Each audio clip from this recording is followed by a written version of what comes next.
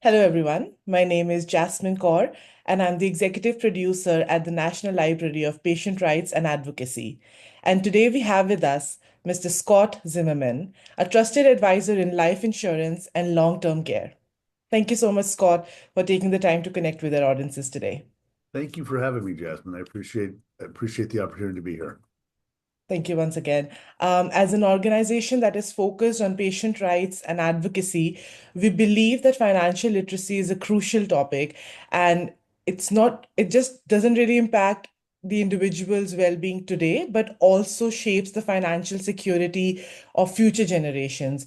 And understanding insurance and financial planning can empower individuals and families to make informed decisions, ensuring stability and peace of mind, not just for themselves, but for their entire family.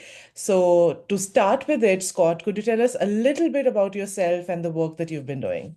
Yeah, no, I appreciate it. Yeah, my name's Scott Zimmerman, and first and foremost, I'm a husband, father, grandfather, and then comes an insurance person, insurance professional. I've been doing this now. This is as of December, it's my 35th year, going into my 35th year. And yeah, our firm, Corp Strat, we specialize in a lot of things, but we really specialize as a firm is in employee benefits, health insurance for companies. That's what we specialize in. But my main specialty as a partner here is I focus on life insurance, long-term care insurance, and disability insurance. And that's kind of my main focus.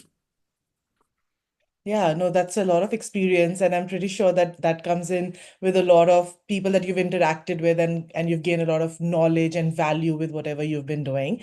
Um, why is this financial literacy in insurance specifically essential, and what are the biggest challenges that Americans face when navigating the system? It's a really good question. I would say I feel like it's so important for people that are young on up to, really prepare yourself. And a lot of things I do or that my industry does is it's setting up plans for people to Mhm. protect their loved ones, just in case. And there's lots of different plans we could talk about. Most of the plans are really taking care of the people you love.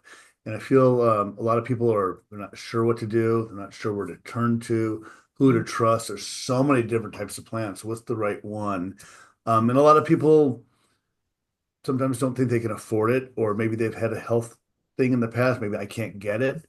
And the truth of the matter is, it's really affordable for just about everybody. And, it's just finding the right plans to fit each person's needs and wants. And I think if a lot of people were aware of what it actually is and what it could do and the benefits, I think a lot more people would not be so shy to look into it. Yeah, no, I hear you. And it is, like you said, it's very, very important to focus on that.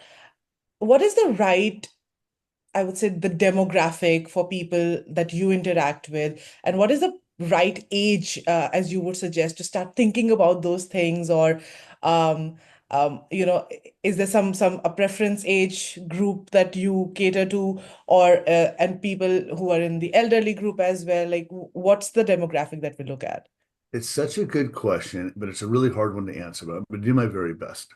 A lot of these products, life insurance products, there's a lot of different kinds when it comes to life insurance. Some could be just geared just towards death benefits. Some could be geared towards cash accumulation. Some could be geared towards both of those, but have some riders that cover long-term care. And the list goes on. I don't want to confuse the issue, but the right age. If somebody said, "Oh my gosh, I'm really interested in putting money away," there's some really popular plans that maybe they don't even need life insurance, but these plans, besides being popular, they got so many bells and whistles and benefits to people. That would a younger person that doesn't have a family to protect, those type of life insurance policies can make sense. But what I feel is it's not about the kind of insurance, it's the right amount of insurance. So if somebody has a family, children, a wife, there are certain ages that you want when you have that responsibility for somebody else that you care about, you want to start looking into these type of plans.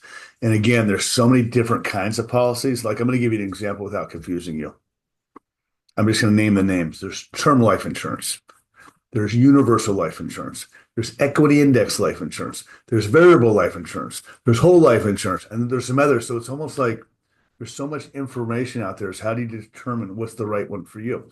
That's one thing that's really important. But you said about age, young people that have families or have people that rely on them, they should look into life insurance. Um, and then you can find the right kind. If you had the right advisor, they can direct you the right kind. That's one thought. Look, I'm in my 50s and I'm thinking more like if something happens to me, I want to leave a legacy for my family. I want to make sure my family is taken care of, whatever age that is. So there's people my age that may not have insurance, or they may have something, but they don't have may have enough. They may be thinking, "Gosh, what would it be if something were to happen to me to make sure my family and loved ones are taken care of?" So there's always an age, and there's not the right time to ever get it. So the wrong time to get it, truth of the matter, is when you're unhealthy, when you can't get it, or you get too old and you can't afford it. And just so you know, you could buy life insurance well into your 80s. But the price of buying life insurance when you're 30 compared to 80 or 85, it's a lot different. It's like extremely different. So a lot of times I would also say like you should get it while you're young and healthy. It's affordable. But changes along the way happen. Changes along the way, your needs and your wants. I mean, you may want to reduce it. You may want to add it. You may not need it anymore. Maybe now you really need it because there's lots of reasons to have it. Yeah. Does that make sense, what I'm saying? Yes, yes, Okay, cool. Cool. absolutely. It's not confusing at all the way you Okay. explain it. Okay. Your years of experience, I do trust you. It's just the conversation needs to happen, at least with the right resources. You need to have access to the correct resources, and just have it at the back of your head that this is something that needs to happen. And I'm not so sure about the statistics, but it is just shocking to know that a majority population of Americans don't even have $1,000 in savings, and taking care of your family, your future, and maintaining that kind of stability for yourself, it is important to consider no matter which age you are at. So it is really reassuring to hear it coming from you that you can do it at any age. And age. Um, and it is almost tragic to see so many GoFundMe pages, and you see that it's health at the end of the day. It's the lives of their family members. And I'm just wondering, are there any anecdotes that you want to share about any experiences in your work where there have been a positive impact, which is, a person has seen that making a decision whenever they did, brought a huge light in their life, and probably some tragic incident or anything in your experience that you would like to share, that to give our audiences a complete view of the two extremes of the decision making. Jasmine, I could talk for hours on experiences, but I'll try and think of just a few really quick. You know, there's so many policies that I've written and so many agents. I'm nothing special when it comes to it. With everybody, there is a time whenever that time is. There's certain things that happen in life. We all think we're going to live to be an old age, but there's certain things where things do happen earlier. And I can tell you, I'll give you just one example because it just came to my head. I had a client and I helped them with a life insurance policy. And this is a young guy. He just said, I just need something in case something happens. With 4 kids. I knew him. He was a neighborhood. Someone referred me. He was in my neighborhood, basically. Young, healthy guy, got the lowest possible rates. Went through the insurance exam to get approved. I think if I remember correctly, his policy is about 1.5 million, but he was in his early 40s, less than 5 years of owning this policy. Crazy thing happened. He's driving with his daughter to a soccer practice. He doesn't feel well. He has a heart attack and dies in the car with his daughter. But that's not the point of the story. The point is like things happen. So he could have said, I'm healthy. I mean, I don't need it. And that really, the policy's about 1.5 million, and they had some other money, so it was good. But when you have 4 kids, 1.5 million is okay. Matters where you live in the world and what your lifestyle is. But it helped the family big time, big time. Just knowing that, in his family, they didn't say his wife never called and said, hey, this is what happened. What kind of policy was it? It's all about the death benefit at that point. This guy, this, father and husband just wanted to make sure his family was taken care of. So that's one. And I could tell you so many stories. And then I just recently had somebody who's had a policy for a really long time with me, 70 some odd years old, sick with cancer for the last, I can't tell you how many years, I think it was 4.5 years, and he passed away and it left his family money. And they could have got rid of that policy a long time ago, but it was a really helpful to the family. And just to have this extra money so the family can go on and live a normal life. And it wasn't that expensive. It wasn't a huge policy. Not every policy has to be $1 million or two or five. It could be whatever somebody needs. Sometimes it's just burial insurance. And you mentioned something really that I feel so strongly about. I'm glad you brought it up. And I want to have an opinion on it without being insulting. It drives me crazy, not literally crazy, but it bothers me when people have GoFundMe pages because somebody's spouse passed away and they don't have enough money for their kids or their spouse to cover the different things. And it's like for a very small amount of money, instead of going to Starbucks a few times a week or wasting money for just a small amount, they can have peace of mind knowing their family's taken care of. They're not, life insurance does not have to be expensive. There's some expensive policies, but it doesn't have to be. So, I'm a big stickler with that because I feel it's so simple, but a lot of people also aren't aware of how simple it is. You can literally go online, apply for insurance nowadays with AI and the way these new companies, you can get approved right away. So literally you can apply, pay for it, and you walk away covered. It's amazing. It's just anyway. I could go on and on about that, but there's so many. I probably have 1,000 claims, and I have a business partner here. We have an agency here. He's had more than me. 1,000 claims at least over the years of people that the stuff it happens. We get older. Hopefully, we're in old age when we need this, and we lived a nice life. But there's a value to that whenever that time comes for your family or your loved ones. Or if you don't need it, you don't. A lot of people don't need life insurance, but you can always look at that and see what's important to you. There's some very important points you brought up, and I really want to echo what you said, that life happens. And it's I think a quote that says that life is what happens to you when you're busy planning other things. So it is not just for you, but your family in the present and even for their future. And it's not really about which insurance, as you mentioned, it is about just getting yourself educated about the resources that are available to you and get that conversation in your head to make an informed decision. Um, and I think the crux of it is that money can be such an emotional topic. And everybody has advice to give you about how you should spend your money. And, with the social media, and it's expensive to afford a minimal lifestyle even these days, with all the financial stability and instability that keeps on happening. So, what are the steps that people can take to develop a healthier relationship with their finances and reduce that financial anxiety that may come with it? It is so good, this topic you're talking about. I've done a lot of podcasts and no one's asked me that question. Without just off the top of my head, I feel like it's really important to know right where you're at. I mean, that kind of simple stuff that makes sense, right? It's like, what do I have?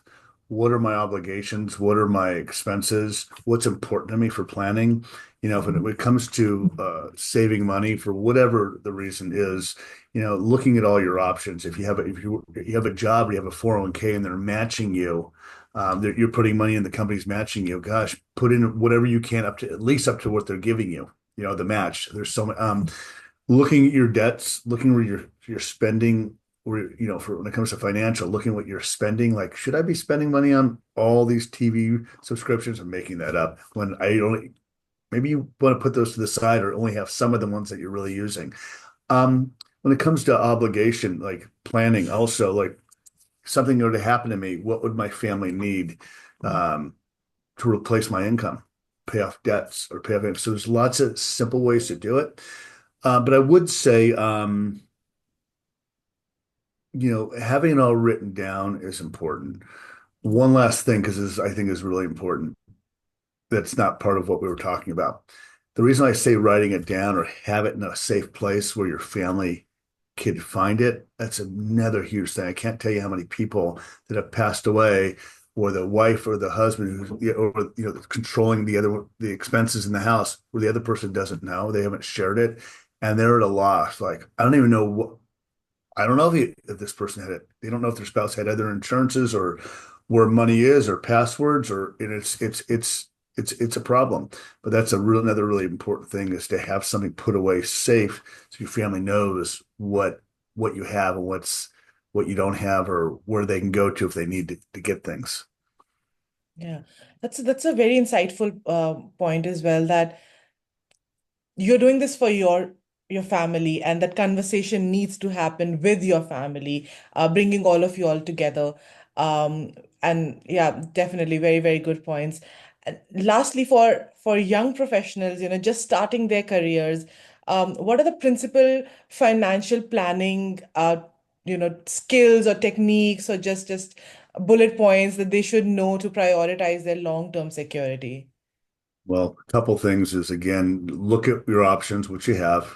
The earlier you start putting away money, the better off you're going to be especially when it comes to retirement planning with the compound interest and things. It's amazing. The earlier you start is amazing, but also look at everything you have. Start early. I would heavily say that even if you start with a little bit, that little bit grows, and then you get used to that little bit going in every month or annually, and then you can increase it. It just makes life so much easier. In the long run, you're going to look back if you're younger and say, I'm so glad I did this. I'm glad I did this. I wish I did more. I didn't need it, but whatever the situation is, it's really starting early. I would say, without throwing out any ideas online, there's so many places you can go online and apps that you can kind of figure things out. So there's almost like no excuses other than the excuses, just putting time into place. Like there's almost no excuses. I think life is just so much easier than it used to be. And there's a lot of great professionals out there you could talk to. Um, in your area or online nowadays, and there's YouTube. There's just so much. We have information overload, so there's no excuses not to do research to plan for your future. Look, I come from a family that there was no planning. So how I'm in this industry is a crazy story, but blue collar family, not a lot of money. And luckily, I had a mentor that kind of taught me. And I don't know that if I would have put money away unless I had this mentor, because my family wasn't like that. We never talked about that. It wasn't something that was in the household. But there's a lot of things that people wish they knew. And I hope if anybody's hearing this, they just think about it like, even if it's $25 a month, $50 a month, start now. Goes a long way. Yeah.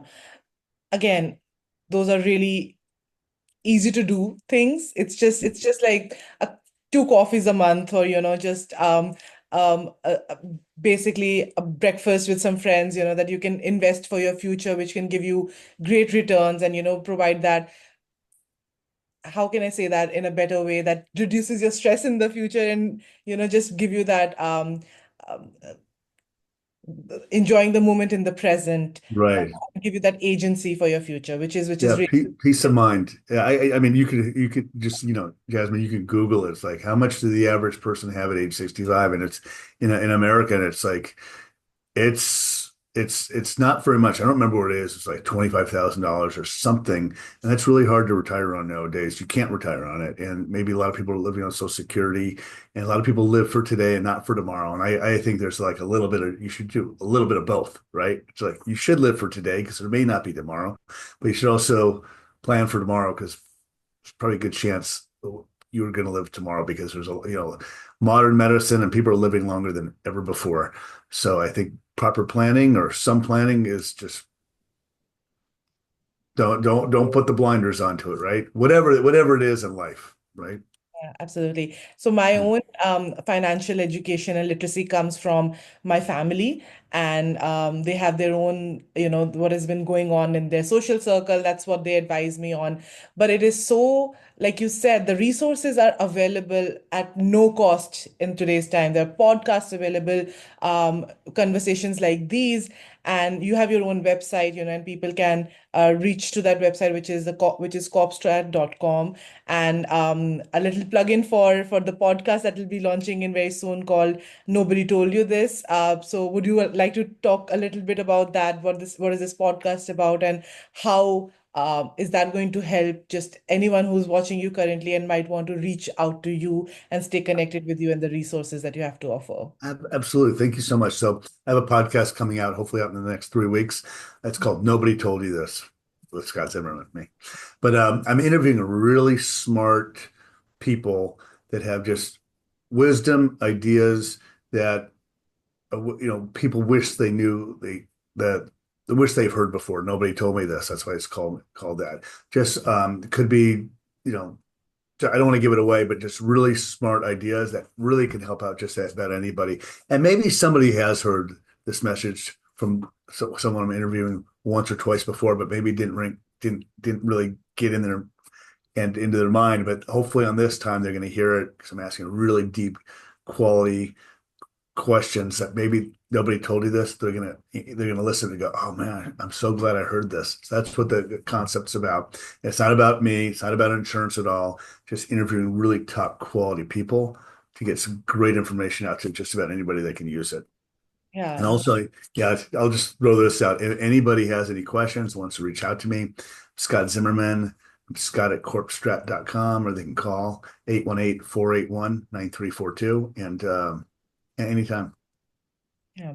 Thank you so much, Scott, for this lovely time and this lovely interview. And I'm sure that this has added value to the audiences. It definitely has added value to my life. And I've already started thinking and planning in my head, and I'll get to writing those points, what is important to me, like you said, and all the advice that you have to offer. And anyone, please feel welcome to leave comments on YouTube if you would like, and any questions that you would have for Scott, and we would get you in touch with him. But thank you so much once again, Scott, for doing this. Thanks, Jasmine. Appreciate it.